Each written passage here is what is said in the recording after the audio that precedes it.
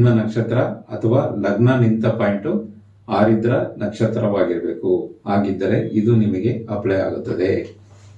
ನಿಮಗೆ 7 ನಕ್ಷತ್ರಗಳು ಪೇರ್ ಆಗಿ ಬರುತ್ತದೆ. 7 ನಕ್ಷತ್ರಗಳು, ಕೆಲವರಿಗೆ 6 ಬರುತ್ತೆ, ಕೆಲವರಿಗೆ 7 ಬರುತ್ತೆ, ಕೆಲವರಿಗೆ 8 ಬರುತ್ತೆ. ನಿಮಗೆ 7 ನಕ್ಷತ್ರಗಳು ಬರುತ್ತೆ.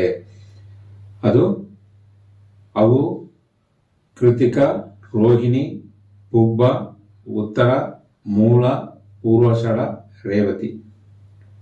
ಮತ್ತೊಮ್ಮೆ ಹೇಳ್ತೀನಿ, ಕೃತಿಕ, ರೋಹಿಣಿ, ಪುಬ್ಬ, ಉತ್ತರ, ಮೂಲ, ಪೂರ್ವಾಷಾಢ ಮತ್ತು ರೇವತಿ.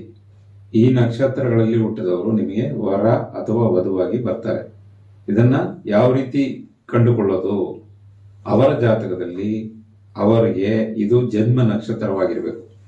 ಈ 7 ನಕ್ಷತ್ರಗಳಲ್ಲಿ ಯಾವುದಾದ್ರೂ ಒಂದು ಅವರ ಜನ್ಮ ನಕ್ಷತ್ರವಾಗಿರಬೇಕು.